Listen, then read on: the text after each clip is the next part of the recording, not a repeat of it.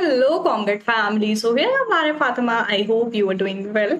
सो यहाँ पर हम कर रहे थे second year BCom semester third की बिजनेस इकोनॉमिक्स एंड आज का टॉपिक है हमारा banking and integration of product and money market से रिलेटेड। सो क्या होता है banking and integration of product and money market, उसके बारे में हम आज की वीडियो देखने वाले हैं। सो ऑलरेडी हम बिजनेस इकोनॉमिक्स के बहुत सारे टॉपिक्स यहाँ पर कंप्लीट कर चुके हैं। जो भी आपका सिलेबस है मुंबई यूनिवर्सिटी का, उसके अकॉर्डिंग हम यहाँ पर टॉपिक्स कंप्लीट कर रहे हैं। आपके जो भी मॉड्यूल्स हैं उनको सबको हम यहाँ कंप्लीट करने वाले हैं। जो भी आपका डिटेल सिलेबस है वो हम कर रहे हैं। सो यहाँ पर आपका बिजनेस इकोनॉमिक्स बिल्कुल कंप्लीट होगा, कोई भी डाउट आपका नहीं रहेगा एंड कोई भी टॉपिक यहाँ पर स्किप नहीं होगा। सो स्टार्ट करते हैं आज की वीडियो एंड देखते हैं कि आज की वीडियो में हम क्या क्या टॉपिक्स पढ़ने वाले हैं बैंकिंग और मनी मार्केट से related. So first one is commercial bank, meaning and function. Commercial banks क्या होती हैं, उसका मीनिंग और फंक्शंस क्या होते हैं। Asset and liabilities of commercial bank, commercial bank की एसेट एंड लायबिलिटीज क्या होती हैं। Trade off between liquidity and profitability, liquidity और प्रॉफिटेबिलिटी के बीच में trade off and the last one is money multiplier. So money multiplier की already हम video कर चुके हैं। सो डिटेल लेक्चर हमने किया था मनी मल्टीप्लायर का एंड आज की वीडियो में हम एक टॉपिक देखेंगे money multiplier. So I hope अगर आपने वो वाली वीडियो जो है अच्छे से देखी है मनी मल्टीप्लायर की, देन इसमें ये टॉपिक आपको क्लियर हो जाएगा। और बैंकिंग मनी मार्केट से रिलेटेड आज की वीडियो हम करने वाले हैं। सो स्टार्ट करते हैं आज की वीडियो एंड देखते हैं सबसे पहले मीनिंग और फंक्शन से कि कॉमर्शियल बैंक क्या होती है एंड उसके क्या फंक्शंस होते हैं। सो सबसे पहले देखते हैं कॉमर्शियल बैंक में। According to banking regulation act 1949, banking is defined as according to banking regulation act 1949, banking regulation act जो था 1949, उसके अकॉर्डिंग अगर हम बात करें कि बैंकिंग क्या है, तो सबसे पहले कॉमर्शियल बैंक है। तो पहले बैंकिंग का मतलब समझना है, ठीक है। तो बैंकिंग क्या होती है, excepting for the purpose of lending और investment of deposit of money from the public, repayable on demand और otherwise and can be withdrawn by cheque, draft and order और अदरवाइज। सो देखो बैंकिंग क्या है, accepting, क्या accept करना, deposit accept करना, ठीक है। किस पर्पस से, लेंडिंग के पर्पस से या फिर इन्वेस्टमेंट के पर्पस से, ठीक है। डिपॉजिट जो होता है मनी का, उसको एक्सेप्ट करना एंड वो डिपॉजिट किसकी तरफ से होता है, पब्लिक की तरफ से होता है, ठीक है। एंड दूसरी चीज कि पब्लिक को रीपे करना eight the time of demand, ठीक है। इस दो चीज के लिए यहाँ पर बैंकिंग बनाई गई है, ठीक है। सो बैंकिंग का सिंपल सा मीनिंग क्या है कि बैंक जो है वो क्या करती है, मान लो ये हमारी बैंकिंग इंस्टीट्यूशन है कोई भी, ठीक है, एक बैंक है एंड जो पब्लिक है, ठीक है, पब्लिक है यहाँ पर, पब्लिक मतलब इंडिविजुअल पर्सन्स जो भी होते हैं, हम सब आम लोग जो है वो पब्लिक है, ठीक है। सो पब्लिक क्या करती है, पब्लिक अपनी मनी डिपॉजिट करती है बैंक में, ठीक है, डिपॉजिट करती है एंड डिपॉजिट करने पे क्या होता है, जो पैसा पब्लिक के पास होता है वो कहाँ जाता है, बैंक के पास जाता है। अब बैंक ऐसा क्यों करती है, बैंक क्या करती है, बैंक लेंड करने के लिए पैसा लेती है, एक्सेप्ट करती है डिपॉजिट, या फिर उसको इन्वेस्ट करने के लिए लेती है, ठीक है। अब बिजनेस ने क्या किया, लेंड कर दिया या फिर इन्वेस्ट कर दिया। बट अब देखो पब्लिक ने क्या किया है, डिपॉजिट किया है बैंक में। तो जब भी पब्लिक को डिमांड होगी, जब भी जरूरत होगी, तब वो बैंक से अपना जो अमाउंट है वो विड्रॉ कर सकता है, निकाल सकता है बाय द चेक, ड्राफ्ट और किसी भी तरीके से, ठीक है। कैश से, चेक से, ड्राफ्ट से, किसी भी तरीके से निकाल सकता है। सो देखो बैंक के पास अगर मान लो पब्लिक ने, एक कोई भी इंडिविजुअल है, उसने 10,000 अमाउंट यहाँ पर डिपॉजिट किया था। अब बैंक ने चाहे उस पैसे का कुछ भी किया हो, इन्वेस्ट किया हो कहीं या कुछ भी किया हो, बट जब उस इंडिविजुअल को, उस पब्लिक को उसकी जरूरत होगी, उसको विड्रॉ करनी होगी, तो बैंक जो है वो ऐसा नहीं करती कि भाई हमने इन्वेस्ट कर दिया है, अभी जब हमारा रिटर्न आएगा तब हम देंगे, ठीक है। At the time of demand वो रीपे करती है पब्लिक को, ठीक है। सो जब डिमांड होगी तो पब्लिक क्या कर देगी, रीपे कर देगी पब्लिक को, ठीक है। सो बैंकिंग का समझ में आ गया कि बैंकिंग क्या है, एक्सेप्ट करती है डिपॉजिट और रीपे करती है at the time of demand, ठीक है। अ commercial bank is therefore a financial institution which deal in money और क्रेडिट। अब देखो यहाँ पर हम कॉमर्शियल बैंक की बात करें। सो कॉमर्शियल बैंक क्या है, कॉमर्शियल बैंक एक फाइनेंशियल इंस्टीट्यूशन है जो क्या करता है, मनी और क्रेडिट में डील करता है, ठीक है। It accepts cash deposits from public and lends the deposit to borrower in the form of loans and advances against collateral securities and makes profit. अब देखो भाई, बैंक बनाई गई है तो वो किसी काम के लिए तो बनाई गई होंगी, है ना। तो ऐसा तो नहीं है कि बैंक जो बनाई गई है वो ऐसे ही फालतू में बना दी कि भाई पैसा लो पैसा दो, ऐसा नहीं है, ठीक है। सो कुछ मोटिव होते हैं, कुछ ऑब्जेक्टिव होते हैं बैंक के भी। तो यहाँ पर कॉमर्शियल बैंक के अगर हम देखें तो कॉमर्शियल बैंक का क्या बोला है कि कैश डिपॉजिट पब्लिक से जो है एक्सेप्ट करती है, ठीक है। कैश डिपॉजिट एक्सेप्ट किया एंड उसको क्या किया, उस डिपॉजिट को जो भी बोरोवर है उसको लेंड कर दिया, ठीक है। उसको लेंड कर दिया in the form of loan, advances, किसी भी तरीके से उसको दे दिया अगेंस्ट कोलेटरल सिक्योरिटी, या फिर किसी कोलेटरल सिक्योरिटी के अगेंस्ट वो क्या करती है, प्रॉफिट बनाती है अपना। जैसे अब मान लो ये बैंक है, ठीक है। अब बैंक में जो है पब्लिक ने या कोई भी एक इंडिविजुअल है उसने 10,000 डिपॉजिट किए थे, ठीक है। अब बैंक ने क्या किया, एक यहाँ पर बोरोवर आया ए, ठीक है, मिस्टर ए, जिसको लोन की जरूरत थी 5,000, ठीक है। इसको 5,000 लोन की जरूरत थी। तो बैंक ने क्या किया, जो डिपॉजिट किसी एक पर्सन से, किसी एक इंडिविजुअल से लिया था वो उठा के लोन के तौर पर ए को दे दिया, ठीक है। अब लोन दे दिया, उसके बदले कोई ना कोई इंटरेस्ट तो बैंक जो है चार्ज करेगा उससे, है ना। तो जो भी लोन फैसिलिटी दी है उसके बदले बैंक को इंटरेस्ट मिलेगा। जैसे मान लो कि यहाँ पर 5,000 ए को दिया लोन, तो इस पे अगर 2% इंटरेस्ट यहाँ पर लग रहा है कि भाई आप 2% इंटरेस्ट लोन पे पे करोगे, तो वो किसको मिलेगा, बैंक को मिलेगा, ठीक है। तो यही इंटरेस्ट जो होता है वो बैंक के लिए प्रॉफिट माना जाता है। अब दूसरी चीज हो गई कोलेटरल सिक्योरिटी के अगेंस्ट। तो कोलेटरल सिक्योरिटी क्या होती है भाई, कि कोई भी चीज जिसको एज अ सिक्योरिटी वहां पर गिरवी रखा गया है, ठीक है, मॉर्गेज पे रखा गया है, तो उसके बदले लोन लेना, वो कोलेटरल सिक्योरिटी के अगेंस्ट होता है। According to RS Sayers, banks are institution whose debt usually referred to as bank deposit are commonly accepted in final settlement of other people's debt। So यहाँ पर क्या बोला है, आपको डेफिनेशन गिवन है बैंक की कि बैंक क्या होते हैं। सो बैंक जो है वो एक इंस्टीट्यूशन है जो क्या करता है, जिसके डेट जो है वो यूजुअली क्या माने जाते हैं, जो भी बैंक डिपॉजिट होते हैं। जैसे जो भी पर्सन है, कोई भी इंडिविजुअल है, वो किसी भी बैंक में जो है जाके डिपॉजिट कर रहा है। जैसे हमने यहाँ पर एग्जांपल लिया था कि जैसे मान लो पब्लिक में से एक बी इंडिविजुअल है जिसने यहाँ पर 10,000 बैंक में डिपॉजिट किए, तो इसके जो डिपॉजिट होंगे बैंक में वही बैंक के लिए डेट माना जाएगा, क्योंकि जब भी बी डिमांड करेगा उस डिपॉजिट की तो बैंक को वो देना पड़ेगा, ठीक है। Are commonly accepted in final settlement, और जो एक्सेप्ट किए जाते हैं डिपॉजिट वो फाइनल सेटलमेंट में होते हैं किसी अदर पीपल की डेट के लिए। जैसे यहाँ पर अगर बैंक जो है वो डिपॉजिट एक्सेप्ट करती है बी का, तो बैंक के ऊपर डेट है यहाँ पर, ठीक है। अब बैंक जो है वो क्या करेगी, ए को लोन देगी, ठीक है, तो ए के ऊपर बैंक का लोन।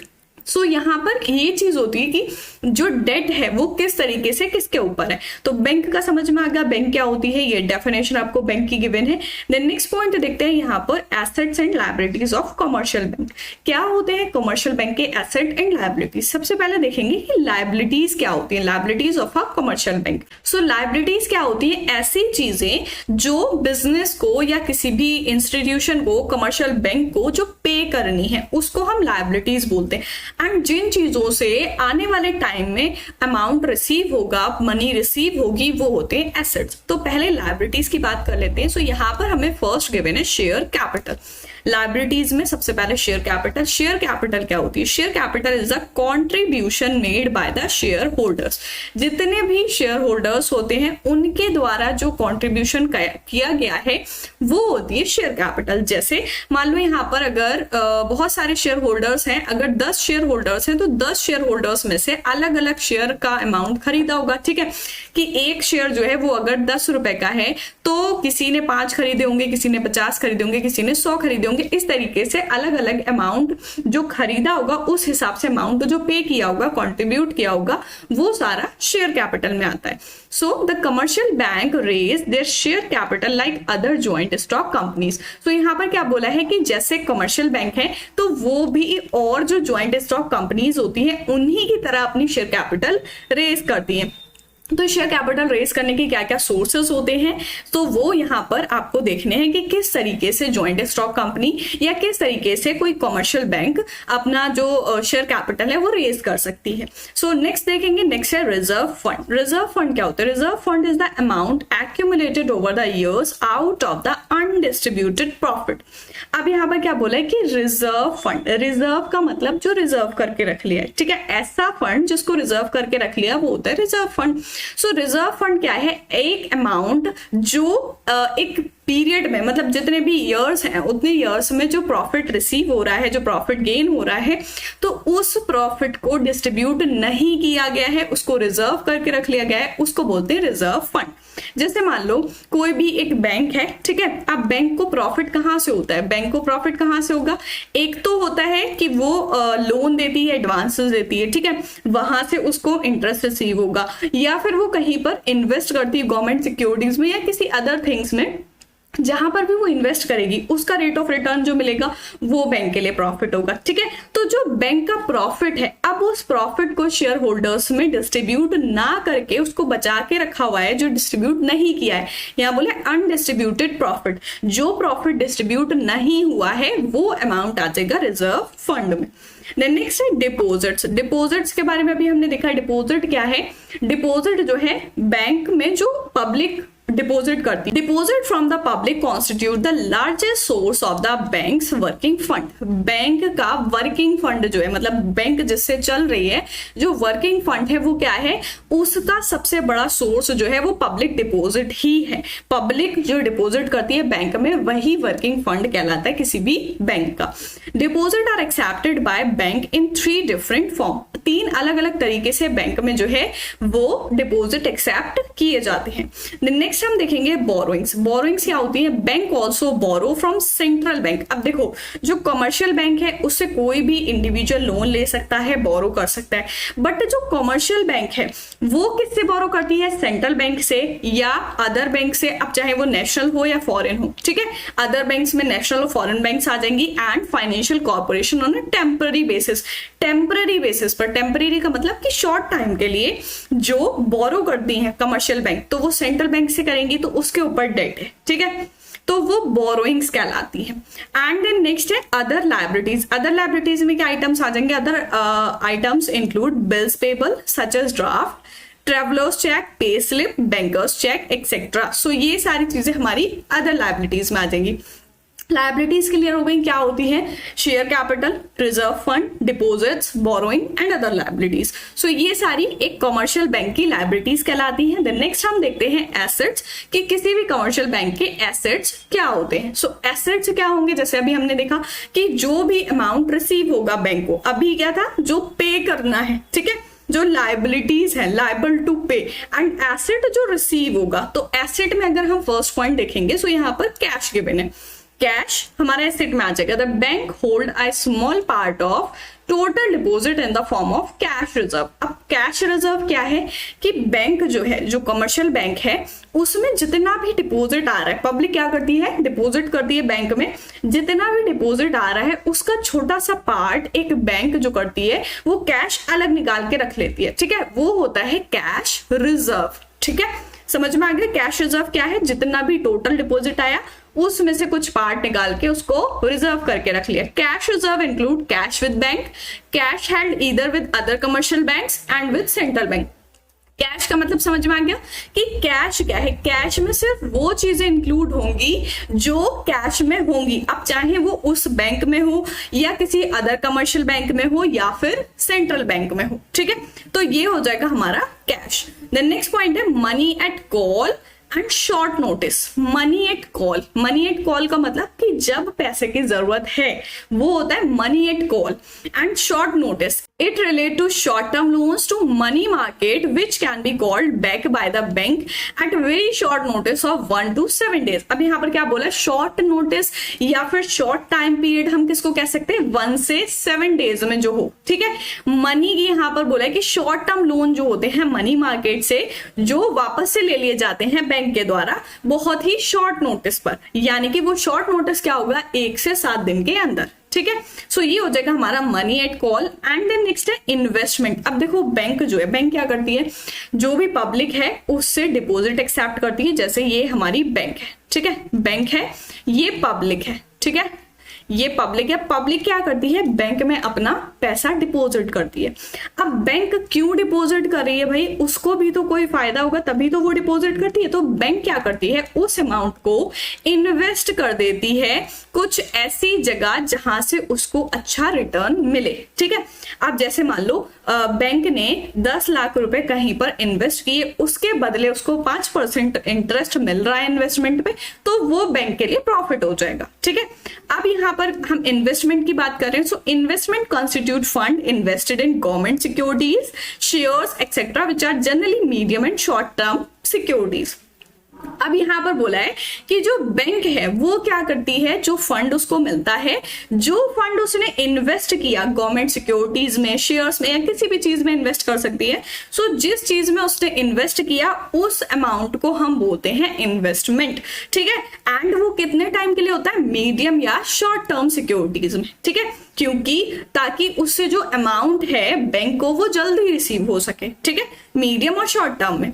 तो यहां पर हम कह सकते हैं कि अगर मान लो बैंक ने 10 लाख रुपए जो इन्वेस्ट किए किसी भी एक शेयर में, किसी भी एक कंपनी के शेयर में या किसी गवर्नमेंट सिक्योरिटी में, तो वो 10 लाख का अमाउंट जो है वो यहां पर इन्वेस्टमेंट कहलाएगा, ठीक है। देन नेक्स्ट देखते हैं bill discounted and loan and advances. Bill discounted और लोन और एडवांसेस, लोन एडवांसेस तो समझ में आ रहे होंगे।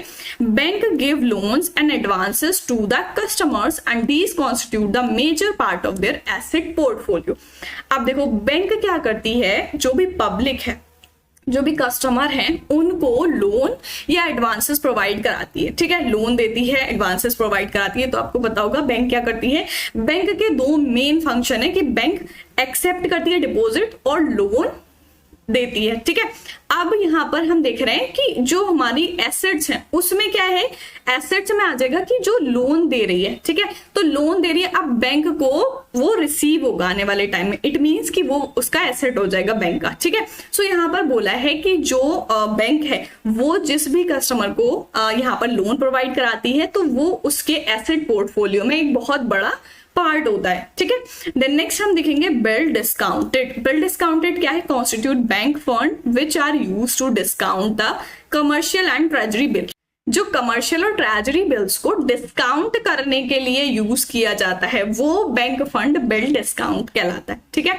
सो ये सारे हो जाएंगे asset of the commercial bank. I hope clear हो गए होंगे क्या एसेट होते हैं, क्या लायबिलिटीज होती हैं, ठीक है। द नेक्स्ट पॉइंट हम देखेंगे दोनों में डिफरेंस, लायबिलिटीज एंड एसेट। सो देखो लायबिलिटीज में हमने सबसे पहले पढ़ा शेयर कैपिटल। शेयर कैपिटल क्या होती है, जितने भी शेयर होल्डर जितना भी अमाउंट कॉन्ट्रीब्यूट करते हैं वो शेयर कैपिटल हो जाती है। देन नेक्स्ट है रिजर्व फंड। रिजर्व फंड में क्या चीजें आ जाएंगी, जो भी रिजर्व करके रखा जा रहा है। एंड देन नेक्स्ट है डिपॉजिट। अब देखो यहाँ पर बोलता है कि डिपॉजिट जो है वो 3 तरीके का होगा, ठीक है। अब वो कौन कौन सा होगा, टाइम डिपॉजिट, डिमांड डिपॉजिट और सेविंग डिपॉजिट। टाइम डिपॉजिट ऐसा होता है जिसमें टाइम पीरियड गिवन हो कि इतने टाइम के लिए क्या गया है, ठीक है। डिमांड डिपॉजिट की भाई आप अभी डिपॉजिट कर रहे हो, अगर आपको 10 मिनट बाद भी जरूरत पड़ेगी तो आप 10 मिनट बाद डिमांड करोगे विड्रॉ करने की, तो वो 10 मिनट बाद भी विड्रॉ हो जाएगा, ठीक है। At the time of demand जो विड्रॉ हो जाए वो डिमांड डिपॉजिट होगा। सेविंग डिपॉजिट जो सेविंग अकाउंट्स होते हैं वो सेविंग डिपॉजिट होता है। देन नेक्स्ट है बोरोइंग्स और fifth one is other items. Then asset अगर हम देखें तो एसेट में हमारा कैश आ जाएगा। अब देखो कैश भी अलग अलग तरीके से यहाँ पर 3 टाइप्स में बोला था। कैश इन हैंड, मतलब कैश इन हैंड यहाँ पर बैंक का बोला है। अगर हम कमर्शियल बैंक का देख रहे हैं तो जो बैंक है, जैसे एक कोई पर्टिकुलर बैंक की अगर हम बात करें तो उस बैंक के पास कितना कैश है वो आएगा। दूसरी चीज सेंट्रल बैंक के पास कितना कैश है वो आएगा। तीसरी चीज अदर कमर्शियल बैंक जो है उनके पास क्या है, जितना कैश है वो आ जाएगा, ठीक है। तो कैश में हमारी ये सारी चीजें आ जाएंगी। Money at call and short notice, investment, bill discounted and other item. So ये हो जाएंगे हमारे asset and liabilities. I hope अच्छे से क्लियर हो गए होंगे एंड लर्न हो गए होंगे कि कमर्शियल बैंक की लायबिलिटीज और एसेट्स क्या होते हैं। द नेक्स्ट पॉइंट देखेंगे trade off between liquidity and profitability. So सबसे पहले देखते हैं लिक्विडिटी क्या होती है, concept of liquidity. A bank is said to be liquid when it is able to meet all its current demand liabilities. एक bank तब लिक्विड कहलाती है जब ये एबल होती है इसके सारे करंट करंट डिमांड लायबिलिटीज को पूरा करने के लिए, ठीक है।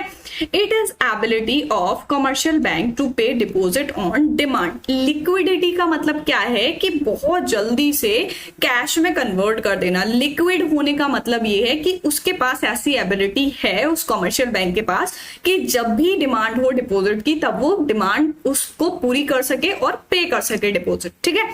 The other type of liquidity is loan liquidity, which refer to bank's ability to meet all the legitimate credit requirement of its cash। अब यहाँ पर क्या बोला है कि बैंक जो है वो इस चीज में भी लिक्विड होना चाहिए कि जब भी डिपॉजिट की डिमांड हो रही है तब वो पे कर सके। और दूसरी टाइप की लिक्विडिटी होती है लोन लिक्विडिटी। लोन लिक्विडिटी का मतलब कि बैंक के पास ये एबिलिटी हो कि जब भी किसी को क्रेडिट रिक्वायरमेंट हो तब वो उस रिक्वायरमेंट को पूरा कर सके। लिक्विड होने का सिंपल सा मतलब ये है कि कोई भी एसेट है, कोई भी डिपॉजिट है जिसको जल्दी से कैश में कन्वर्ट कर सके, ठीक है, तो वो होता है लिक्विडिटी। द नेक्स्ट है profitability. Profit of commercial bank depend upon the income of earning assets. Income earning assets जो होते हैं उनके ऊपर डिपेंड करती है कमर्शियल बैंक का profit. The commercial bank can increase their profitability by disbursing more long term loans. अब देखो कमर्शियल बैंक जो है वो अपने प्रॉफिटेबिलिटी को इंक्रीज कर सकती है किस तरीके से, जो भी लॉन्ग टर्म लोन्स हैं उनको डिसबर्स करके, ठीक है। However commercial bank have to strike a balance between liquidity and profitability. अब यहाँ पर क्या बोला है कि जो कमर्शियल बैंक है तो कमर्शियल बैंक क्या करती है, जो उनकी लिक्विडिटी और प्रॉफिटेबिलिटी का अमाउंट है उन दोनों के बैलेंस को स्ट्राइक करती है। While the commercial bank have to make profit to meet the demand of the shareholders, they also have maintain liquidity to meet the demand of depositors. अब यहाँ बोला है कि कमर्शियल बैंक जो है उनको प्रॉफिट भी कमाना है, ठीक है, एंड क्यों, जो शेयर होल्डर्स की डिमांड है उसको पूरा करने के लिए, क्योंकि भाई शेयर होल्डर जो है उनको भी तो शेयर्स पर रिटर्न मिलेगा तभी तो वो शेयर्स खरीदेंगे। They also have to maintain liquidity, और उनको लिक्विडिटी भी मेंटेन करनी है कि जब भी मतलब डिपोजिटर जो है, अब देखो मान लो कोई बैंक है, ठीक है, अब उस बैंक में किसी डिपोजिटर ने डिपोजिट किया अमाउंट, ठीक है, अब जब उसको डिमांड होगी, उस डिपोजिट की जरूरत होगी, वो बैंक में जाके उसको विड्रॉ करना चाहेगा। अगर उस टाइम पे विड्रॉ नहीं होगा तो जो डिपॉजिटर है वो बैंक में क्यों डिपॉजिट करेगा। तो जब डिमांड हो रही है डिपॉजिटर की तब उस डिमांड को पूरा करना भी जरूरी है बैंक के लिए, वो होती है लिक्विडिटी, मतलब लिक्विडिटी मेंटेन करना भी जरूरी है और प्रॉफिटेबिलिटी भी मेंटेन करना जरूरी है, क्योंकि शेयर होल्डर्स की जो डिमांड है उसको भी पूरा करना है। तो दो यहाँ पर पॉइंट आपको बताए गए। लिक्विडिटी का क्या मतलब है कि जो डिपोजिटर्स हैं उनकी डिमांड पूरी करना, दूसरी चीज है प्रॉफिटेबिलिटी है कि जो शेयर होल्डर्स हैं उनकी डिमांड पूरी करना। आई होप क्लियर हो गए दोनों पॉइंट। देन नेक्स्ट हम देखेंगे ट्रेड ऑफ बिटवीन लिक्विडिटी का। यहाँ पर आपको फिगर गिवन है। Commercial bank must make profit for its survival and growth. अब देखो कमर्शियल बैंक जो है नॉन प्रॉफिट ऑर्गेनाइजेशन तो है नहीं, ठीक है, प्रॉफिट ऑर्गेनाइजेशन है, तो कोई भी नॉन प्रॉफिट ऑर्गेनाइजेशन को छोड़ के जितने भी इंस्टीट्यूशन है उन सबको प्रॉफिट की जरूरत होती है सर्वाइवल ग्रोथ करने के लिए, क्योंकि भाई जब कोई भी इंस्टीट्यूशन है उसको प्रॉफिट होगा तभी तो वो आगे सर्वाइव कर पाएगा, प्रॉफिट ही नहीं होगा तो वो तो खत्म हो जाएगा। At the same time it must maintain a certain amount of liquidity, और उसी टाइम पर उसको एक सर्टेन अमाउंट की लिक्विडिटी भी मेंटेन करनी जरूरी होती है। order to reconcile between conflicting objective of earning more profit and maintaining liquidity। अब भाई देखो दो पॉइंट है यहाँ पर कि प्रॉफिट भी ज्यादा सा कमाना है और लिक्विडिटी भी मेंटेन करनी है, तो इन दोनों चीजों के बीच यहाँ पर कॉन्फ्लिक्ट ऑब्जेक्टिव रहते हैं कि भाई क्या करें, ज्यादा प्रॉफिट भी कमाना है, लिक्विडिटी भी चाहिए। A commercial bank has to choose a portfolio of asset that will strike a balance between these two opposing objective. तो जो बैंक है वो क्या करती है, एक ऐसे एसेट पोर्टफोलियो को चूज करती है जिससे ये दोनों चीजें जो है इनका बैलेंस स्ट्राइक हो, ठीक है, एंड इनके जो अपोजिट ऑब्जेक्टिव्स हैं वो ना हो, यहाँ पर दोनों चीजें जो हैं वो लिक्विडिटी भी हो और प्रॉफिटेबिलिटी भी हो। तो किस तरीके से करते हैं इसको देखते हैं। यहाँ पर आपको वाई एक्सिस पे जो है वो लिक्विडिटी गिवन है एंड एक्स एक्सिस पे जो है वो प्रॉफिटेबिलिटी गिवन है। सो यहाँ पर अगर आप देखोगे ओरिजिन से स्टार्ट करते हैं तो देखो x1 यहाँ पर आपको दिख रहा है कि प्रॉफिटेबिलिटी जब थी x1 तो यहाँ पर लिक्विडिटी थी y1, ठीक है, यहाँ पर आपका बन रहा है ये m पॉइंट। एंड देन जब प्रॉफिटेबिलिटी इंक्रीज हुई, ठीक है, प्रॉफिटेबिलिटी इंक्रीज हुई तो लिक्विडिटी डिक्रीज हो गई, लिक्विडिटी हो गई Y2, ठीक है, यहां से ये इंक्रीज हुई और लिक्विडिटी डिक्रीज हो गई। तो यहां पर पॉइंट आपका बन गया N, मतलब कि दोनों भाई अपोजिंग ऑब्जेक्टिव है कि अगर आप प्रॉफिट को इंक्रीज करोगे तो लिक्विडिटी कम हो जाएगी, अगर आप लिक्विडिटी को इंक्रीज करोगे तो प्रॉफिट इंक्रीज कम हो जाएगा, डिक्रीज हो जाएगा, ठीक है। तो इस तरीके से अगर आप देखोगे यहाँ पर अगर हमारा प्रॉफिट जो है वो X1 है तो यहाँ पर लिक्विडिटी Y1 है। अब अगर प्रॉफिट Y2 हो जाएगा और अगर प्रॉफिट X2 हो जाएगा तो यहाँ पर जो लिक्विडिटी है वो Y2 हो जाएगी। इस तरीके से आ जाएगा। जैसे अब जैसे लेते हैं कि पहले था हमारा प्रॉफिट X2, ठीक है, अब अगर प्रॉफिट को कम करते हैं सो यहाँ पर X1 आ गया, ठीक है। अब प्रॉफिट को कम करेंगे तो देखो X2 पे यहाँ पर Y2 थी लिक्विडिटी, जब प्रॉफिट कम किया तो लिक्विडिटी बढ़ जाएगी। मतलब अपोजिट रिलेशनशिप है दोनों में, इनवर्स रिलेशनशिप है कि अगर प्रॉफिटेबिलिटी इंक्रीज होगी तो लिक्विडिटी कम हो जाएगी, लिक्विडिटी इंक्रीज होगी तो प्रॉफिटेबिलिटी कम हो जाएगी, ठीक है। सो इस तरीके से ट्रेड ऑफ करते हैं दोनों कॉन्सेप्ट के बीच में, लिक्विडिटी और प्रॉफिटेबिलिटी के बीच में। देन नेक्स्ट पॉइंट देखेंगे मनी मल्टीप्लायर। मनी मल्टीप्लायर क्या होता है इसके बारे में मैं ऑलरेडी डिटेल लेक्चर आप लोगों को करवा चुकी हूँ मनी मल्टीप्लायर के बारे में। इसमें एक छोटा सा टॉपिक है मनी मल्टीप्लायर, वो देख लेते हैं।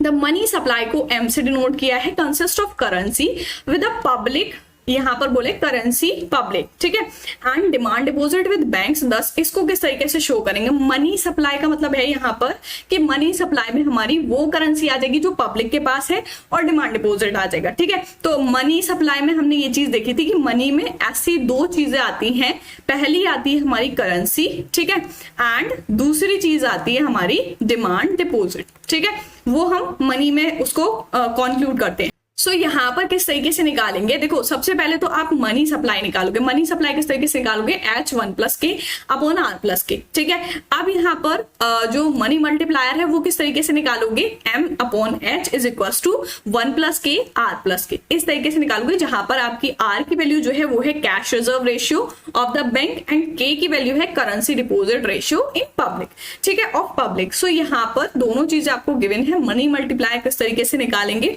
आई होप समझ में आ गया होगा। सो आज की वीडियो में हमने देखा banking integration of product and money market के बारे में कि बैंकिंग क्या होती है, इंटीग्रेशन ऑफ प्रोडक्ट क्या होता है और मनी मार्केट्स क्या होती है। सो सबसे पहले हमने देखा कमर्शियल बैंक्स के बारे में। सबसे इंपॉर्टेंट इसमें कमर्शियल बैंक के बारे में ही था कि कमर्शियल बैंक क्या होती है, उनके एसेट लायबिलिटीज क्या होते हैं एंड देन उन दोनों में डिफरेंस क्या होता है। उसके बाद trade off between liquidity and profitability. उसके बाद हमने देखा लास्ट टॉपिक मनी मल्टीप्लायर।